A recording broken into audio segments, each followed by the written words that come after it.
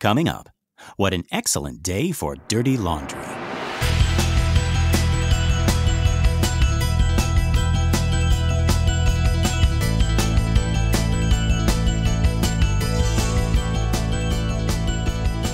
Well, howdy folks, and welcome to Minute 87 of The Exorcist Minute, a show where we endeavor to examine, extrapolate, and excavate The Exorcist, minute by terrifying minute. My name is Lester Ryan Clark. And I'm Keenan Diaz. And we'll be your holy guides on this journey through what some have called the scariest movie of all time.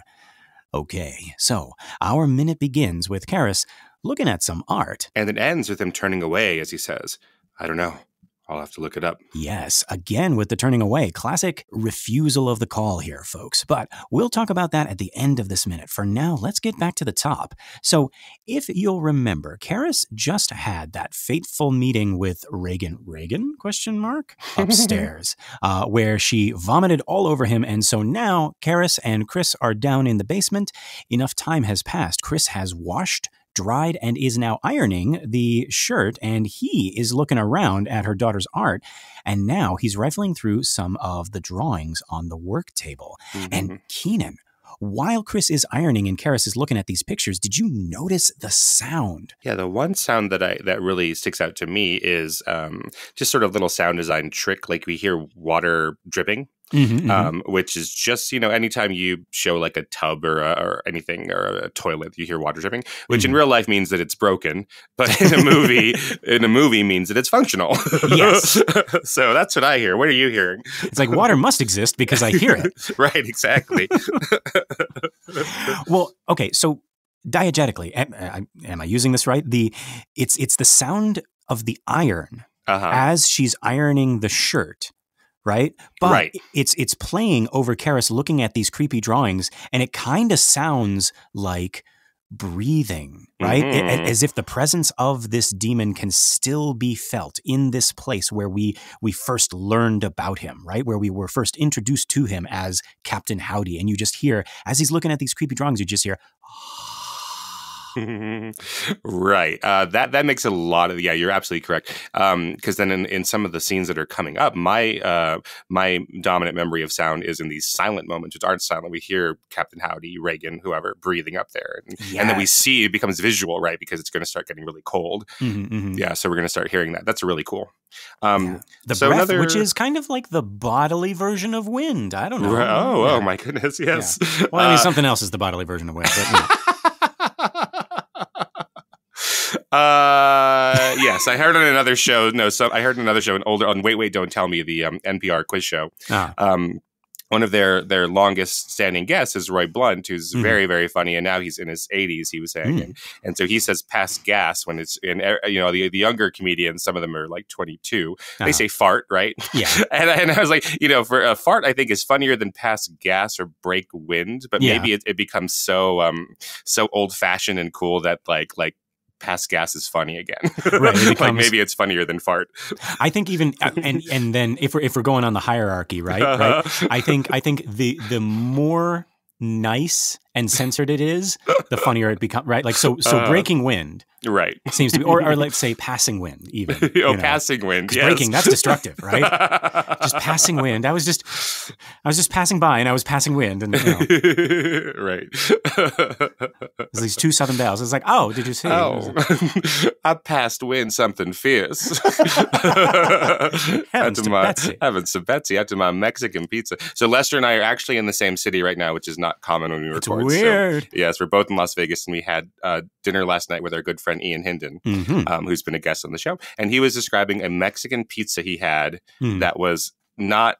It was not a tortilla. It was like Mexican food on an Italian pizza dough of like sour cream and guacamole and pico de gallo and all of that stuff. And that must have been the fiercest wind passing. You talk about wind. That's some Southwest. Whoo. Oh my. Yes. He said it was one of the best, most delicious things ever eaten. Okay. Yeah. Okay. Anyway, so back to sounds that are in the movie and not from our best friend's ass. No. Right. That's another podcast entirely. I like that title. Oh yeah, my best friend's ass. Anyway, so I was going to drop another, film theory, filmmaking sort of term for sound, which is fidelity. So this is the idea of whether the sound that we're hearing is meant to sound like the thing that we are listening to or not. So most of the time, yes, we want it to be the same, right? But so most of the time we want a punch to sound like a punch. And we talked about how they do Foley and all the different ways they'll do that. And most of the times we want a slamming door to sound like a slamming door. Right. Right. Even if we're creating that without a door in the studio, we're doing it with our voice or whatever. We're trying to match the fidelity. But you could try to be infidelitous, right? You're trying to be, you're trying to purposely make a statement with sounds that we know, oh, that's not the quote unquote right sound. Right. So for instance, in a slapstick comedy or something, or, I could see where this might work in a really serious drama. Like if I were to punch Lester and instead of hearing a punch, right, we hear a gunshot.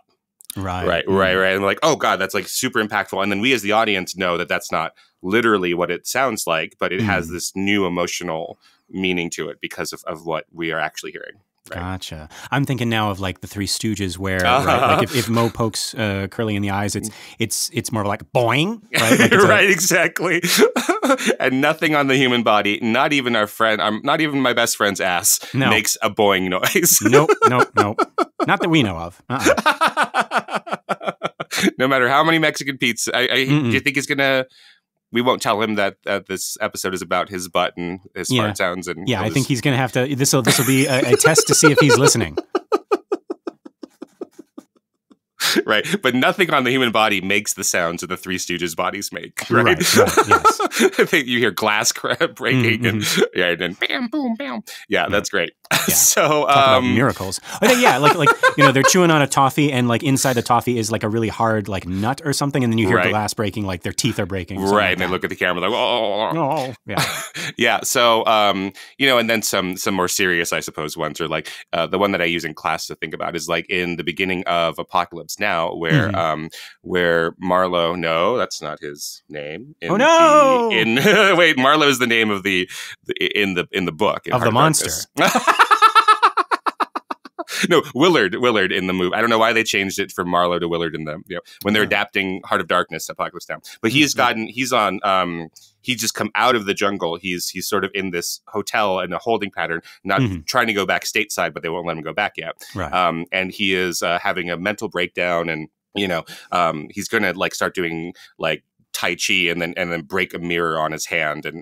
But we have a shot of him looking up at the ceiling fan of the hotel room. But the sound that Walter Murch, the sound designer, who's the first person to give himself a sound designer credit, is not a ceiling fan. It's of helicopters in the jungle. Right. So like even when he's in Saigon and away from the jungle and away from the war, he's looking up and he hears the war. Ooh, I like that. Okay. Yeah. It's good stuff. That's Walter Murch. So he was the sound designer without having that credit on The Godfather. So we've talked about his work and then became a major person. So anyway. So yes, this has fidelity because it's like diegetically correct when we're looking at the iron, but it also is not the sound of what Regan's drawings make. And we're also hearing it, right, as like, this is the sound that Regan's drawings are making. They're breathing. Right.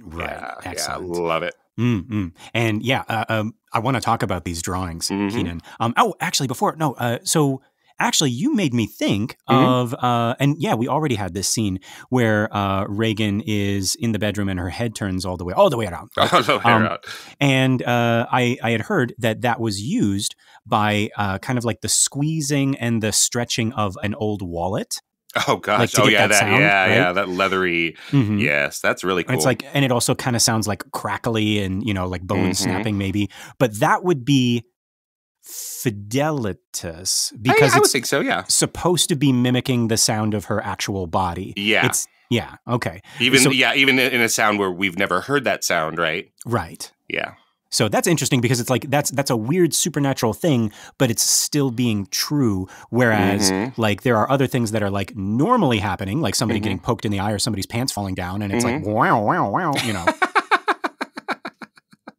Sorry. Have we talked on the show, I guess, a little? Have we? Again, sorry. We talk a lot about a lot of movies. I can't remember. About like sometimes The Exorcist. But just the basic idea that like the Three Stooges is something that for whatever reason appeals to men more than women, right? That seems to be borne out. Really? Like, that's something that people have tried to examine and not quite understood why. But so I was just reverting to as you do anything Three Stooges-ish. I've just become a giggling little boy. Like, oh yeah. I mean, I gotta say, I mean, it is one of those things I can just kind of like put on and watch in the background, you know? Yeah. Right. But if I think about it for like any more than like half a second, I'm like, this is horrible. Like in These terms people of are getting hurt. Like, right. But you've never like caught your mom watching Three Stooges like, when you come God, over. that right? Larry. Oh boy. No, I don't believe so. Yeah. But yeah, so back to these drawings. You'll also remember, folks, earlier, Keenan and I had some different interpretations on some of Regan's earlier pieces. I thought that it was a drawing of several sheep, and Keenan was wrong. No. Because you I thought had they were a crazy idea. You thought they were that they were bears, or some kind of Yeah. Yes. But we both agreed that they were beasts, right? Well, I had to sort of ring your, and convince you they were beastly, and then eventually you said maybe they're rams or something. Yeah, but we did have a listener in our listener group on Facebook, Compelling Conversations. I don't know if you wanted to. I don't know if we have permission to say his name, so maybe later if he says it. Yeah. But he says, I'm looking at it now. Could it be bears in the drawing? There are references in Blatty's first draft of the screenplay, and Lester being, a very strong, noble, loyal friend said, "Oh, don't let Keenan see this."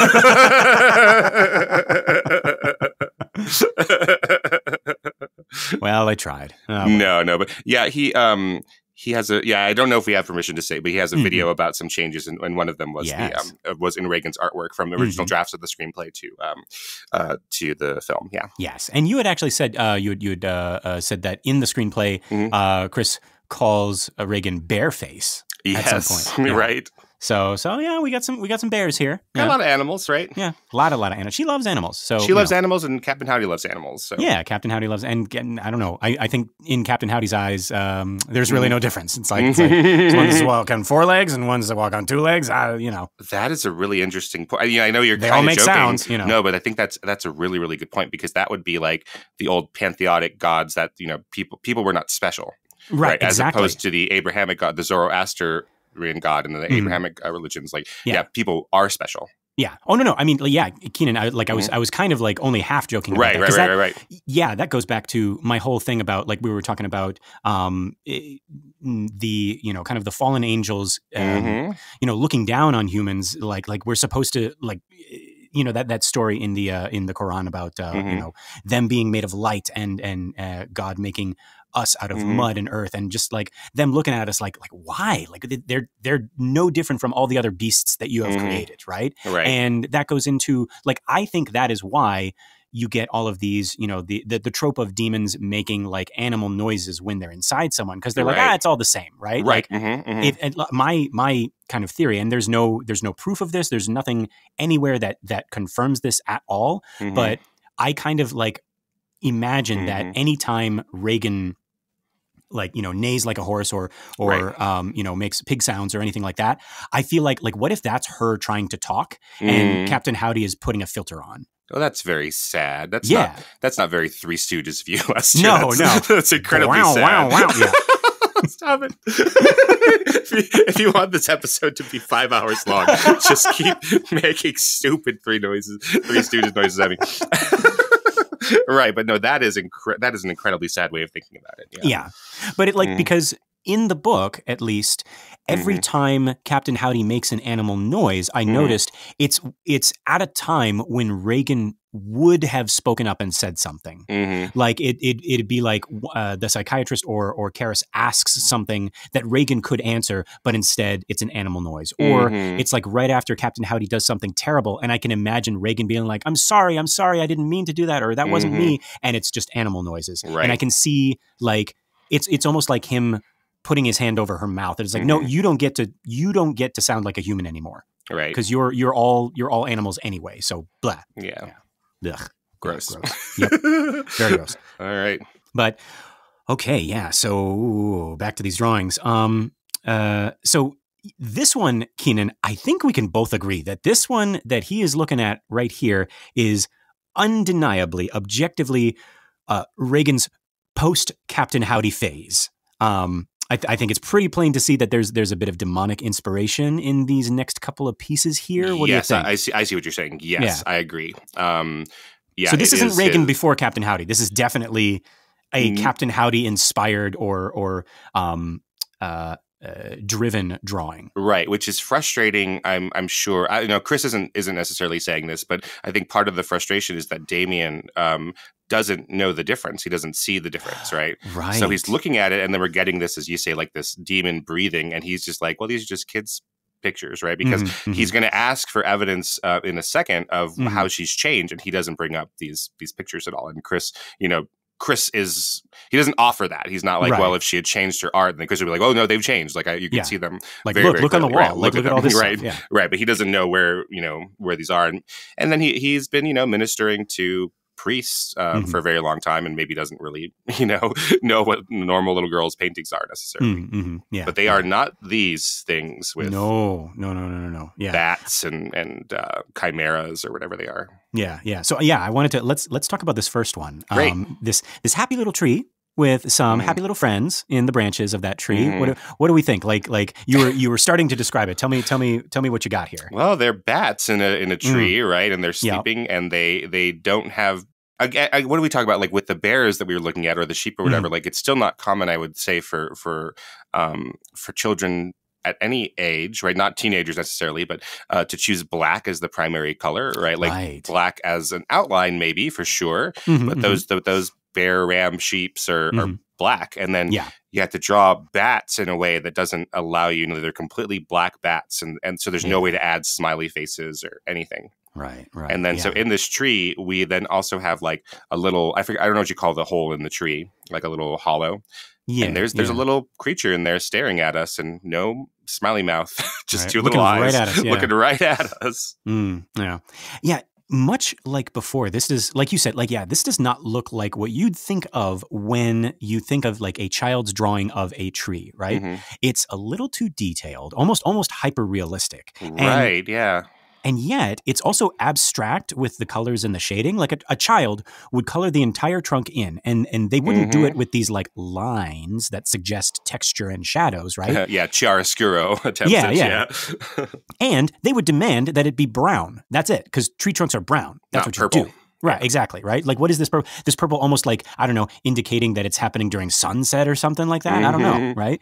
And the way that the leaves are represented by this, like just like erratic scribble, almost like slashing the tree, right? Right. We have no way of knowing, of course, but I get the feeling that Regan's hand was like moving across this drawing very much like a planchette, right? Like all herky jerky as Captain Howdy is controlling it, right? I can actually see that in my mind's eye. Her hand is just going back and forth, like spasmodically making this thing, as Regan is sort of like in the back seat, just like watching it be created. Right.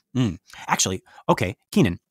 We mentioned earlier, we sort of debunked the idea that the Ouija board was the thing that brought Captain Howdy in, right? It was just like one way that he was communicating with Regan in the beginning, right? Who's to say that's the only way?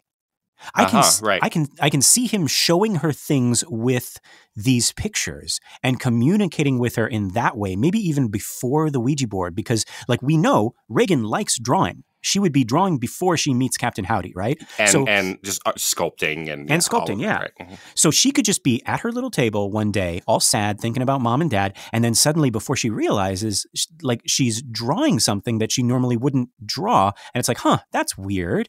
And she tries another drawing, and she's very much in control, but the stuff that's coming out of her, like coming from her own hand, is stuff she's never done before. And at some point, she realizes there's someone else there, and that someone else is like, hey, I actually want to talk to you. Your mom has an old board in one of these boxes. Like, go get it, right? It has letters on it. Go get it and we can talk. Yeah, that sort of recalls the negative version of the idea of the artistic genius, yes. Yeah, Elizabeth Gilbert has a really good TED Talk that puts this in, a very condensed and very nice, lovely way of talking about the idea of the genius, where the genius was not something that, as we say today, like people are geniuses. Right. Like, oh, Lester, you're such a genius. Or, we describe our friend Ian, as an all-around creative genius, because he is. Right. But it was that you had a genius, which was a something like a house god in the Roman pantheon. Yeah. Think of like what we think of as like a guardian angel, right? Yes. Like everyone has one, and it's like assigned to you at birth. Right. Yes. Oh, I'm so glad you're talking about this game. Yeah, and then some artists would have their genius would be in art, and so they would be there, and it would be I'm trying hard not to. Elizabeth Gilbert on TED does a really, really good job of bringing it. I'm trying, even now I'm getting it caught up in our modern ways of saying it, but like as if the art was flowing out of you, and like we say today, like divinely inspired, right? Yes. Like I say that the Beach Boys are divinely inspired, right? And like something happened when all of them were together, at that moment that they could not possibly capture later on when they were apart. Like there's just this alchemy when the Beach Boys had it, that make music that was unlike anything else, and it was like, where did that come from? And they couldn't even explain it to you, right? When they try to reproduce it on their own. Yeah. So like the genius. So if you're a writer, it's just you show up to work, and your guardian angel, your house god of the genius that you have is when you are in the right place, is just flowing through you and flowing through your hand as you're writing, or flowing through your hand while you're sculpting, right? And then, so Captain Howdy would be like the anti-genius. Yeah. Or, well, I mean, okay. So, oh man, this is because I was thinking about talking about this a little bit later, but I like that we brought this up today. So, Keenan, actually, I was listening to a podcast that was talking about something that we're going to talk about in the next minute, but it mentions this idea. And come to find, so apparently, according to this podcast, the word genius is actually the name given to this spirit by one of the famous philosophers. And he is so famous that the thing that it used to be called before got changed to genius, because his was genius. So, and it might, I can't remember, it might be Aristotle, Plato, Socrates, one of those guys, but he called, it's like, oh, my blankety blank is my genius. But it actually, before he coined that, it actually went by another name. Do you know what that is? No. Daemon. No. Yes. Yes. So like a DAE, like one of those AE things that I never know how to pronounce or use. And that was, and that's where we get the word demon. But yeah, Daemon was the original word used to describe that ancient Roman guardian spirit that is assigned to you at birth, and it's not associated with evil yet. It is like that guardian angel, that guardian genius, and genius became like Kleenex to tissue, Right. So genius, the genericized trademark. Yes. Right. So now we say, so for a time it was like, oh, that's his daemon. His daemon is inspiring him to make this music and make this art and make this painting. Or like you can be an architect with a daemon, or you could be a priest with a daemon, right? Because you have this gift for speaking and for soliloquizing and everything like that. And it's like, oh, he's so good at reading the scriptures and everything like that. That must be his daemon. And then eventually someone was like, well, yeah, it's my daemon called genius. And everyone's like, oh, that's his genius. That's his genius, right? Okay, yeah. Yeah. So it went from daemon to, so it's like, that's his or her daemon to that's his or her genius to he or she is a genius. Is a genius, right? Yeah. Oh, all right. So yeah, so we're actually like right on the mark if we call Captain Howdy Regan's genius, right? Oh, wow. And then just to, again, look at Elizabeth Gilbert's TED Talk, which I think is really, really great about it. But her basic point is a little self-helpy, right? It's like you don't have to be a genius in a modern sense. You already have a genius that you can try to tap into. So I like that. Yeah. Yes, everyone has a genius. That is cool. Yes. And you get a genius, and you get a genius, and you get a genius. This is an Oprah thing. Yeah. Yes. Everybody look under your chairs. You're possessed now. Right. It's the same noise, actually, when you're possessed by a demon as when you get a car on Oprah. Right? Yeah. I thought you were going to say it's the same noise when someone is inspired by a divine genius. It's like Michelangelo. How did you? What gave you the idea to do this wonderful piece of art? it's fascinating, Michelangelo. Just you've been touched by God. Yeah. Anyway, all that to say, this scene with looking at this art here kind of made me wonder, what was Regan's first point of contact with Captain Howdy? Was it, like we were saying, the Ouija board, or was he already kind of like influencing her through her drawings before that? Yeah, because we have options here as opposed to in the origin story of this, the Robbie Rowe case or the Rolling Doe case or some variation of those depending, right? That inspired Blatty to write this. That was a Ouija board, and that seemed to be the beginning. But here it doesn't seem like we are that tied to that, right? It's not necessarily that Ouija boards are evil. In this movie, even though of course people still have these scary things about it. But I posted to the listener group again, Compelling Conversations, a Barbie Ouija board. It's bright pink and very nice, and like instead of yes or no, it's like yes, totally. So the Ouija boards aren't by themselves like possessed. It's not like Captain Howdy did not come from the Ouija board. We see, like in the case of the Robbie Rowe case, like the demon, as far as that family was concerned, came from the Ouija board, as opposed to this one, which we see coming from the wind. We it's Pazuzu at the beginning, right? And then we are following Pazuzu on the wind with that similar sound. Now that I think about it, of the plane coming in, where which is the plane. It is fidelity to the plane, but we're also implying that it's the sound of something traveling, right? And then the Ouija board is just one stop along the way, as opposed to the thing where the demon emanates from. Yeah. Interesting. Oh man, I love it. Love it. Somebody also posted. There's a Christian version of the Ouija board. It's like where you can talk directly to God. To God? Yeah. Isn't that taking the Lord's name in vain? I see. This is like capitalism. It ruins everything. I'm just saying, like demonic forces, angelic forces, you can't win. As soon as you put a price tag on it, you box it, you ship it, there you go, right? I'm just like Jeff Goldblum was like, you're selling it. Now you're selling it. I want to bang the table, but I can't, it'll mess up the mic. But, right, exactly. Yeah, folks, capitalism. There you go. Yeah, so I don't know what people use the Christian Ouija board for, and maybe it is a reverent way that I'm not thinking about, or just I want to know how many people in the entire world use the Christian Ouija board. So I don't mean, so sorry if I'm responding like that, and it's something more reverent and helpful, or like a guide for you towards prayer that I'm not thinking about. But that, the idea that like God is spelling out answers, that concerns me. Well, I mean, like, the idea of it. I don't think like any churches had any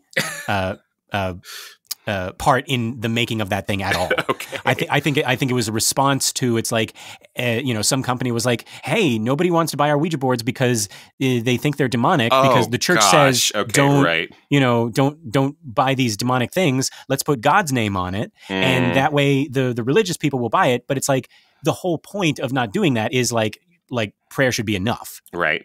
So like doing it now, it's like, hey, this is the God version. It's like, but we have the God version that's prayer. So why do I have to buy this piece of plastic and piece of wood and and as you talked about, a Ouija board is one of like the cheapest things you could sell in a board game aisle. Like it's literally a board. Oh my God! It's literally a board with some plastic. I just realized that. Yeah, in there. Yeah. So it's not like there's Mousetrap. Right. There's no parts. It's not like there's Mousetrap no rules? with all these damn little things. There's no rules, no rule book. Wow. Yeah.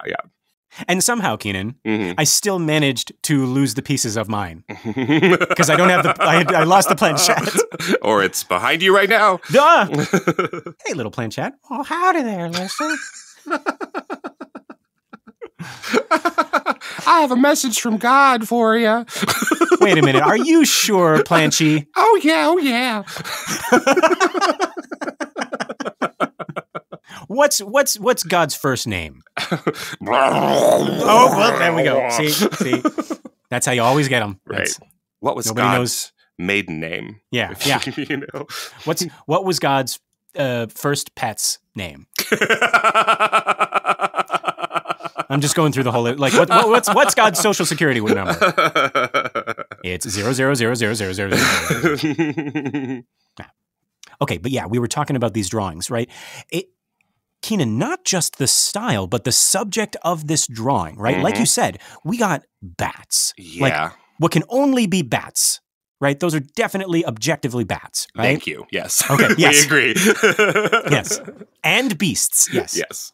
Right, the branches of this creepy tree, right, just like covered in bats. And then in that hole, in that hollow of that tree, we got those two eyes peering out at us, right? Now, before we move on from this drawing, earlier we tried to discern some meaning from like the sheep/bears, right? And how they could represent something, right? Like, so like people in the house, right? Like it was the same number as the number right. of people, There were 5 of them. Yeah. Do you think this represents anything? 7, 8. There's 8 in the tree. There's the one in the hollow, which might not be a bat. It might be something else. And then now that I'm thinking about it, so the bats are black, and the tree there's green, a very dark green for the leaves, and then a purple. But then she would have had to, or he, you know, Pazuzu, Captain Howdy, whatever, would have had to gone through and draw like orange for the little eyes in the Yeah. So that's interesting that you would take the time to get a second, you know, or a fourth colored pen just to draw 2 little circles. That actually, right? Because that's the only time you use that color, yeah? Yeah. And for the part that's staring directly at you. Yeah. Because I'm thinking, okay, so we got 8 bats, maybe 9. There's like a corner of the tree we never see, right? Oh, it's up in the little top. Yeah, so there could be like a bat there, maybe. So it can't be members of the house, because 8 or 9, that doesn't fit, right? I'm going to say, I think the thing in the tree is Captain Howdy. Okay. Right? I'll go with that. That'll be my starting point, right? Okay. And so the tree might be Regan. Oh, the tree itself is Regan. The tree itself, right? Okay. And then the bats could be her thoughts now. Okay. Because Regan loves birds. We know she has birds all over the place. She has the dumb bird, right? And birds are what she would have put in this tree. If it was Regan herself, she would have put birds where the bats are. But now it's like her head is full of bats. That's the best interpretation I can come up with, right? And then something has burrowed into this tree and it's staring out at us with these eyes, right? And I think it was like, okay, that's Captain Howdy. Regan is the tree, and her head is full of bats now. That is interesting, right? And Captain Howdy is in the trunk of the main part of it, right? Right, and kind of like, you know, because when you have some kind of like parasitic like thing that kind of like takes up residence in a plant or a tree or something like that, right? It's kind of like killing it from the inside out, you know? And so that could be also like now the tree is like dying and it's rotting and all because this thing is inside it now. Right. That's interesting. So yeah. So then Karis puts that one aside and we get another particularly creepy drawing. Although I couldn't tell you why. Like, I remember this one disturbing me when I was little. But again, it's like I don't have any words for it. Like, what do we got going on here, Keenan, with this thing? It is it's a lion of some kind. It's golden and it has the tuft around its neck and the lion's mane, the lion's mane, but it has wings and it has a tail that we can't quite see, but there's some kind of action lines around the tail, and then there's also this Eeyore kind of cloud above the lion's head that might be like his bad thoughts or something. Yeah. So the lion has wings, but they're also see-through wings, right? They're very disturbing wings. But see through like an insect's wings as opposed to a bird's wings or an angel's wings. Right. It's not like the fluffy like you said, like angelic wings. It's like these little spikes on it, right? Yeah. I remember misremembering this thing as like a dog covered in flies. And I think it's because of those wings. Those wings just look like some kind of like fly wings, right? Yeah. And now I can sort of see, like the face has a very kind of doggy look to it, right? But this is obviously a lion, but it's like it has the classic kid profile, right? Like a hot dog with legs type drawing, right? But they're not looking directly at us, luckily. Luckily, right. It's got these little extra hints of maturity, though, like maybe precociousness, right? Like the way the back legs bend, right? Again, that's not something I feel like a kid pays attention to, like the anatomy of like hind legs of animals, right? But like the subject of this drawing, like what looks to be a winged lion, like I thought of all the lion-esque creatures I was familiar with, right? Like I know manticores, I know chimeras, right? Yeah, like, I think this is close to a chimera for me, but not quite there. Right. Because chimera has like it's got lion parts, but there's like other parts as well, right? Yeah, so this has wings, and then again, I can't quite see what's going on with this tail, but yeah, it feels like that. And I have to Google. I'm sorry, I have to remember what a manticore looks like. Oh, be careful! Yeah, I was actually going to ask you to Google manticore. Yeah, just be ready. Oh, I don't like these. Yeah, some of them have like people faces. Yes, so very specifically, manticores are known to have, body of a lion and the face of a man, just in the most disturbing, like uncanny valley possible way, right? And a scorpion's tail. It looks like a scorpion's tail. Yeah. Don't and like sometimes that. Wings, but I think that's artistic, license. I see. Yeah, there is a friendly manticore character in Pixar's Onward. Yeah. So that's the first time I'd heard of a manticore, and she's nice. So yeah. Right. And probably not with a human face, right? Probably with a nice lion face, yeah? It's like, yeah, exactly. Like a human, like a Simba face, right? Like a humanized, yeah. And it's Octavia Spencer. And it's like, oh, well, I can't be, terrified of Octavia Spencer. She's of course not. Great. Yeah. Yeah. But yeah, those original kind of like old-timey drawings of manticores, folks. Yeah, just proceed with caution, I would say. Yeah. Well, I'm glad I remembered what a manticore looks like. Yes, right? So now I know. But yeah, so probably not a manticore because like the tail, although like you say, we can't see it. Sums up with that tail. Yeah. Yeah. And then the face is a lion face. That's a lion face, right? It's a cutesy lion face, but overall, yeah, the effect is kind of disturbing, right? But it's hard to say why, right? I would say that this lion is not only winged, but it is in flight right now because of the way that the toes are kind of like bent. It's like it's up in the air for sure, right? Yeah, like it's doggy paddling through the sky. Yes. Right? Like, this is getting cuter by the second. Right. Now, there is a depiction of a winged lion with a human face called a lamassu. A lamassu in Mesopotamian culture. And when I discovered that, I got very, very excited, but no, they're two different things. Oh, I was like, oh, no. Oh, and just as a reminder, Lamashtu is Pazuzu's ex-wife, who are they're in a perpetual battle with each other, and Lamashtu tries to go and steal your kid from you, your newborn, and eat them, kill them. Sometimes it's your newborn, sometimes it's your unborn child. Right. Yeah. So yeah, moms hate her. And so they hate her so much that moms have an alliance with Pazuzu, who is also a demon. But they have the little pendants, and so there's like, "Stay away from me, Lamashtu." Right? I'm on your I got your ex-husband's turf. Yeah. Right. But alas, this has nothing to do with that, I guess. No. I was so excited. I was like, oh no. Yeah. How many like archaeologists and anthropologists like they get so close to something that they would think is like really, really cool, only to find it's like, no. It's like, I got to tell the truth about this. This is nothing, this is a dead end, right? Well, I don't know, because so correct. This is actually something I don't know, but like Jesus and Moses, I mean, were they the only Jesuses and the only Moseses? Because I mean, there's tons of Marys and Marthas and they're out. Well, I can answer the Jesus question for you. The Jesus question. This is like the Manchurian Candidate, the Da Vinci Code, the Jesus question. The Jesus question. But again, listening to my buddies, the Apocryphals. Oh yeah. Jesus is like it's Yeshua, right?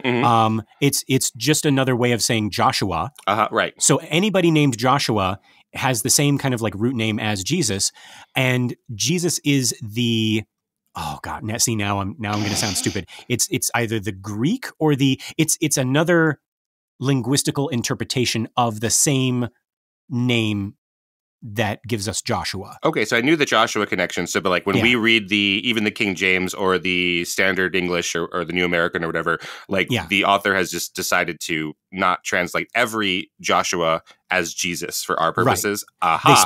They specifically made Jesus to have him stand out. Got it. All right. Well, thank you for that, translators. Right. That would be very confusing. Okay, good. That's good to know. So it's like, oh, Joshua. No. The Joshua who like is the son of God and performs miracles, not the other Joshuas. Right? Right. Like as they do with all the Marys, right? The Mary mother and the Mary Magdalene and the other Mary and her sister Martha. How come Mary like the Mary doesn't get like a special? Yeah. Like, yeah. Oh, you male writers of the Bible.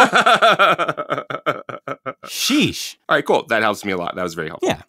But unfortunately, Lamassu and Lamashtu are different things. So got excited for a second. And I brought you guys along with us. So you could be like, oh no. Because you have to feel my pain too. No. But for this lion, the only thing I can think that this possibly means, if it means anything, and it's not just like a winged, creepy lion, is that it is a symbol specifically associated with Saint Mark. Okay. Apparently an angel appeared to him in the form of a winged lion.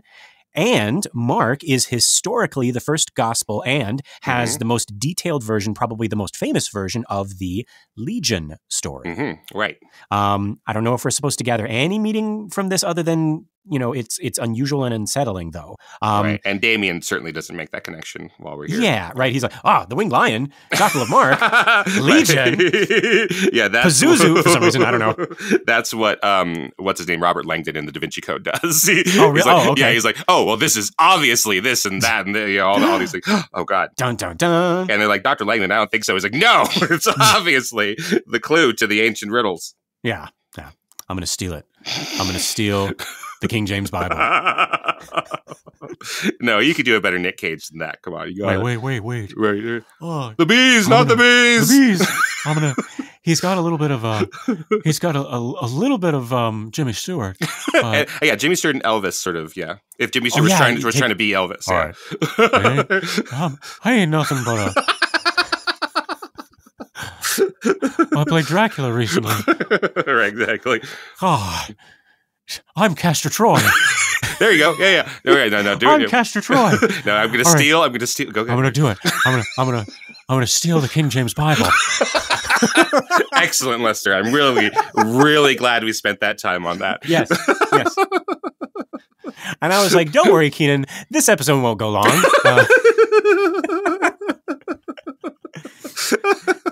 But we had to get our buddy Nick Cage in there. There we go.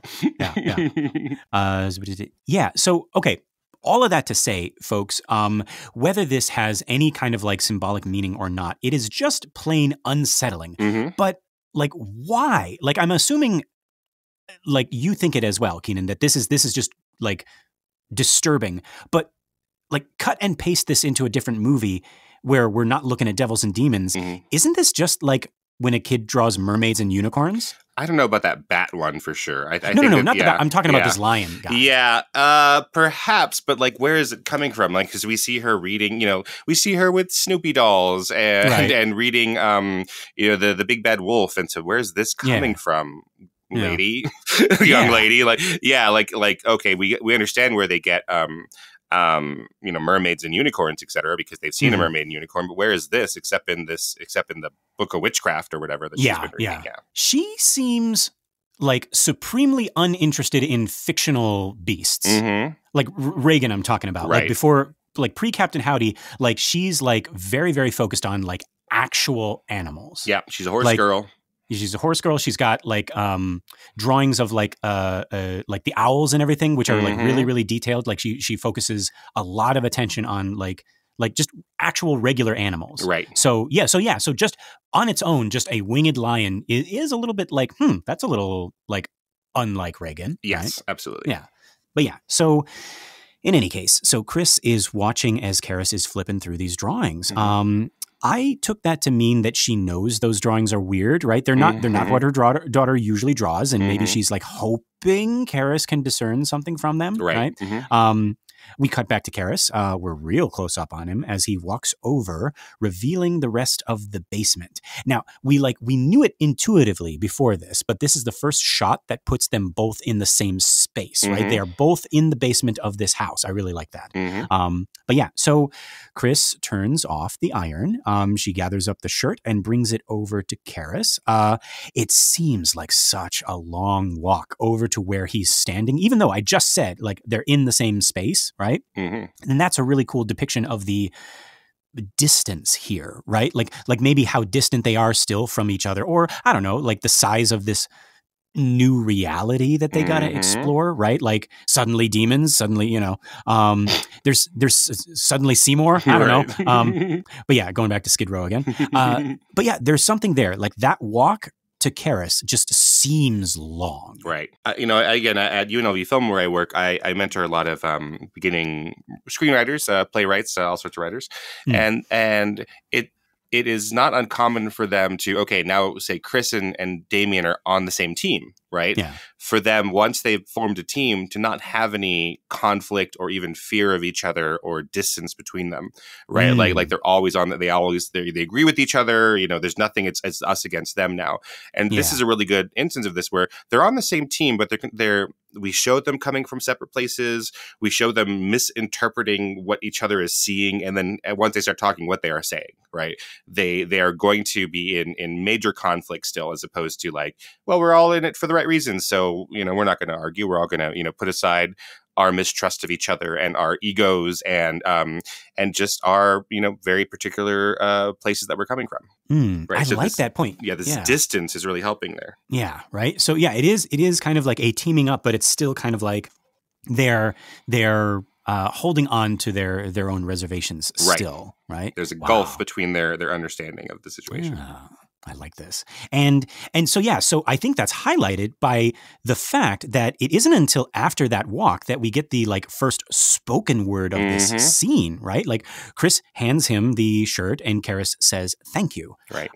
And then, folks, like I want you to pay attention to Chris here. Like pay attention to her posture and how she looks at him as soon as she is done handing over that shirt. This entire movie, up to this point, she has been fighting to be believed, fighting to be seen, to be heard, and to be taken seriously. She even had to fight to get this guy over just to look at her daughter. And now, with the handing over of that shirt, it feels like she is also handing over the reins to him. Like she's not handing over the fight or the responsibility, right? She still has to fight even after this scene, even in this scene, right? We're going to see. But what I'm trying to say here is her posture, her whole demeanor here is like, there, I got you here. You saw it for yourself. Right. I did it. Right. Right. And what are you going to do about it? Right. Exactly. Right. Yeah, are you going to stop, not believing me? Right. Yeah. And it's like, so the ball is in your court now, right? Like what next? And she does this by literally handing him the thing that proved her point, right? Exactly. Like the shirt. It's like, here you go. Here's your proof. Your shirt. Yeah. Yeah. Remember when she projectile vomited it on you? Right. Like, so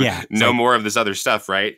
And he's like, here's physical. I'm handing it and putting it in your hands. Yeah. And he's still not going to agree with her. He's going to deny the evidence of his eyes and ears. I suppose that's Orwell. I was trying to think of a biblical way, but Orwell says that the party will ask you to deny the evidence of your eyes and ears. Yeah. But this is more in that, as you talked about before, like his inability to see the supernatural or the God right in front of him. Yeah, and this spans all sorts of stories, right? I mean, like even in Dickens, right? Like Marley says, "Why do you doubt your senses?" Right? And he's like, "Oh, because the slightest thing can upset them." He's like, "More to what is it? You're an undigested bit of beef." Yes, you're more gravy than grave. You're an undigested bit of beef, right? Yeah, right. and so that's but its origins, you're absolutely right. Comes from like biblical. Oh, dang it! Let me see. You doubt even though you have seen. Like it's in the thing we just read. You do not believe even though you have seen. I think. Right. Let's see. Oh, geez, it's in every frickin' gospel. I was trying to bring it back to the one that but it's in the thing that we just quoted, right? It's like you do not believe even though you have seen, right? Like that's the theme of this whole part of this story, right? He's being challenged by the demon, and now he's being challenged by Chris. Like look at what is happening all around you. Now, his answer to that is to say, look, I'm only against the possibility of doing your daughter more harm than good. This is so different from those previous scenes with like the two of them like fencing or playing verbal tennis, right? Like stealing glances at each other when they're not looking. Or they're, you know, they are both locked onto each other, right? Karis isn't turning away. And again, it feels like we got a new Chris here, right? A Chris who is done with the bullshit, right? She's handed him back his shirt and now she's just looking at him, pinning him. Right. And she answers with very little movement, right? Maybe just a tiny shake of the head, right? She says, nothing you could do could make it any worse.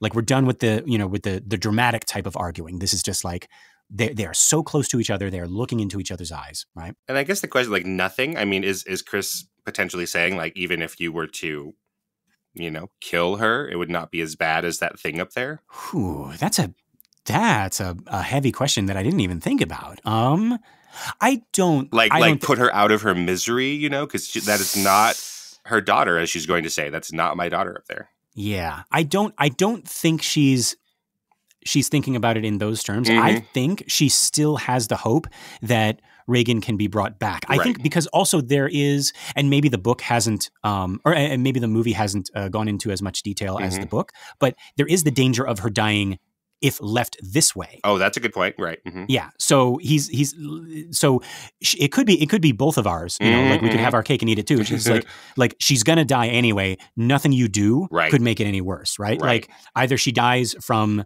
you know, from this or from you trying to help her. Right. Yeah. But again, I think she still like is holding on to that hope that like the treatment of this, his treatment, the exorcism will fix this. Right. Yeah.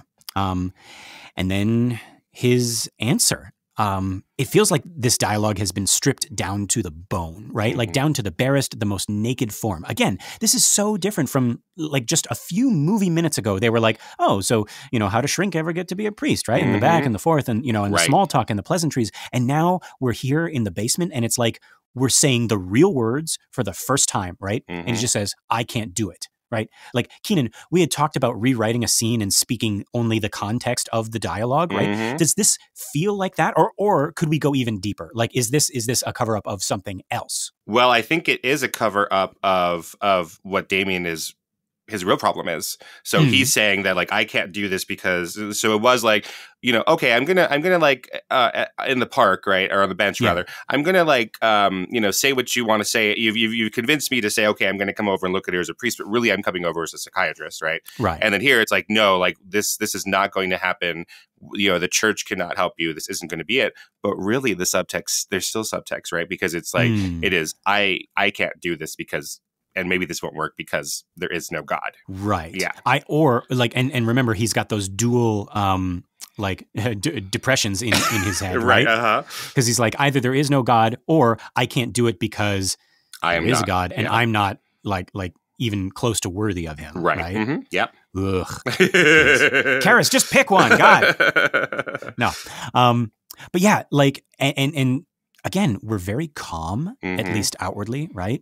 And he says, I can't do it. I need evidence that the church would accept as signs of possession. And now Chris says, like what? Right. No more reacting, no more flying off the handle. She just says, like what? We switch shoulders now. We're over Chris's shoulder, looking at Daemon, and he says, like her, speaking in a language that she's never known or studied. That's important, folks. Known or studied, right? And Chris says, okay, what else? Boom. Next thing. What else? Right? Like she is so, like, I keep on saying this, but she is so done. She there's no more like wheeling and dealing. It's no more. It's like, oh, okay, a language. Well, let me tell you this, you know, it's like, okay, that's the first thing. What's the next thing? Right. Right. It just goes right into it. Right. And we switch back over to Damien's shoulder and we see now that Chris has her hands clasped almost in prayer. I feel like the stymied archaeologist again. I'm like, oh, no. It's almost like a prayer and almost like I am holding my hands back so I don't shake you bodily to, strangle to you. knock this nonsense out of you, right?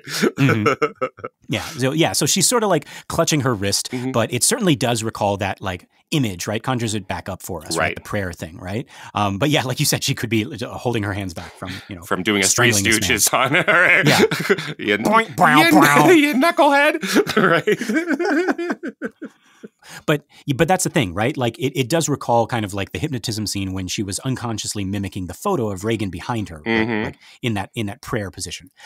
But she is not praying now, right? She is not begging. She is dealing with this man on an even playing field. And yes, her hands suggest a kind of supplication, but it's different here. She has more control. It's like, okay, how can we make this happen? Tell me what to do. Let's fix this. I have you here. What do we do? Right.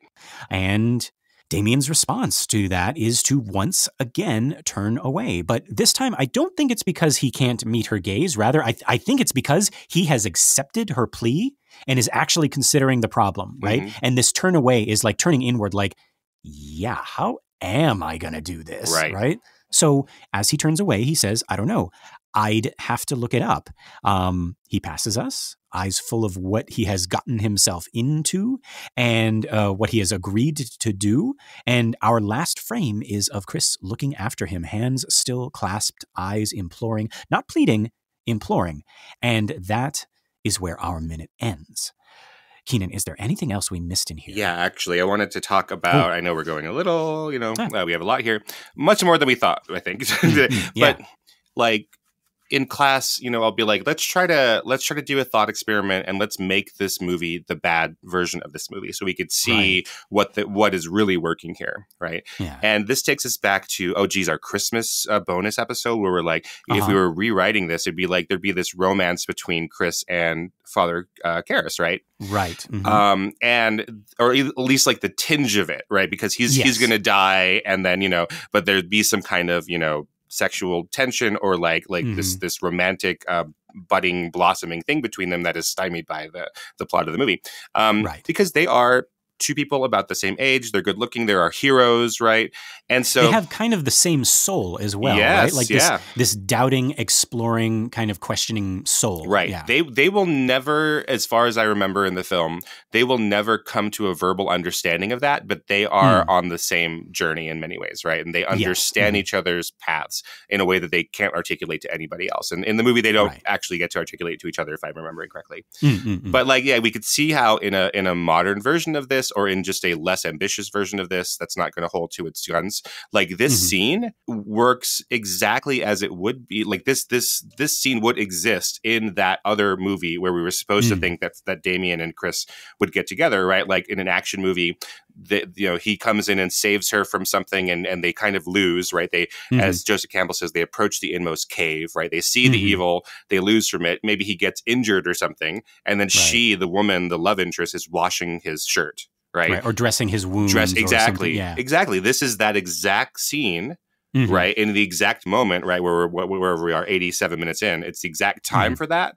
And it's the exact structure of that. But we never, no one I've ever heard, right, thinks that there's anything between these characters romantically or even affectionately, or there's no flirting or no. And even in the book, as you've read so far, right, she never says there's never any hint that in her innermost thought that she's even like, this guy is interesting to me like that. No, right. No. None of it.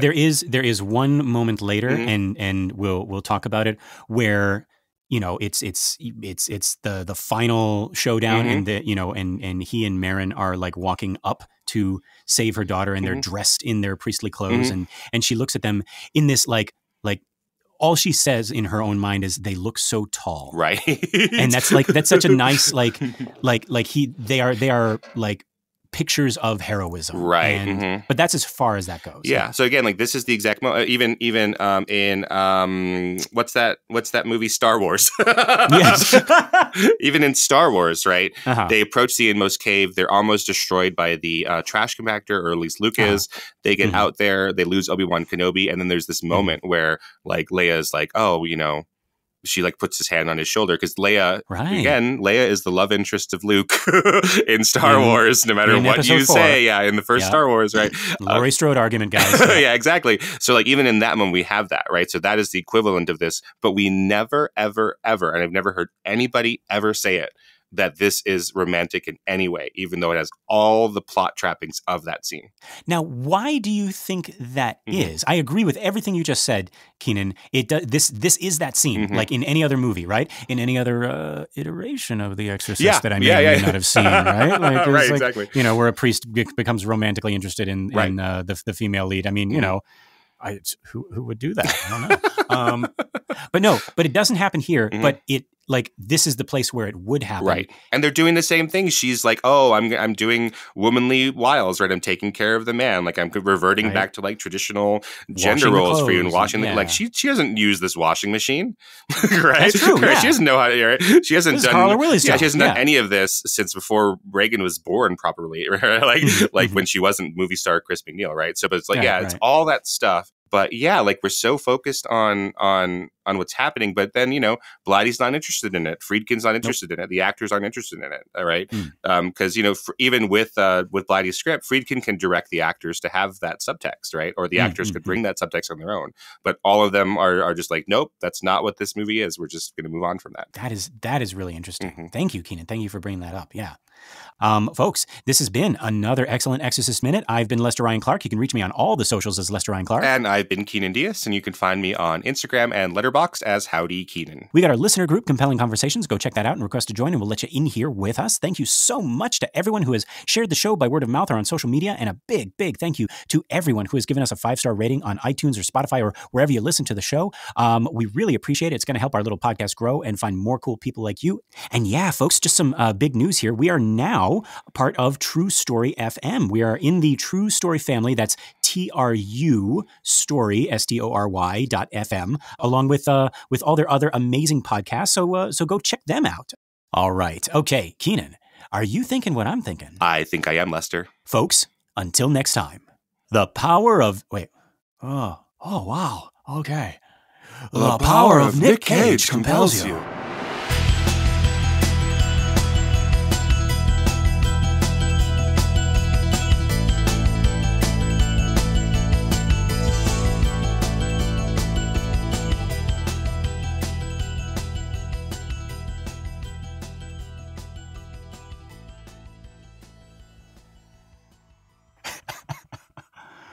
Oh, it was like, your daughter's possessed by a demon. I'm going to do it. I'm going to steal the statue of Pazuzu. All right. I'm Father Mary. I want to take your daughter's face off. I mean, just clean it a little bit. It's covered in vomit. Is that pea soup? I was thinking we were going to go into, I was like, hey, Mo. This girl's head's going all the way around. Well, screw it back the other way. You imbeciles, I'll screw your head back the other way. Ow. He takes a drink, and it just like starts leaking out. It's like, hey, look, holy water.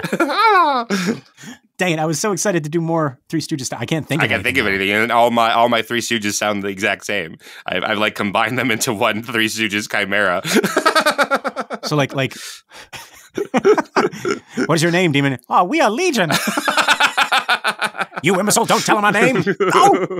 Oh, but her mother's maiden name is really pretty. Hey, Mo, it's kind of cold. No, hey, Mo. Hey, it's Larry Fine. Hey, Mo, it's very cold in here. Well, scoot over. You got there's no room in this little girl. Hey, watch your elbow.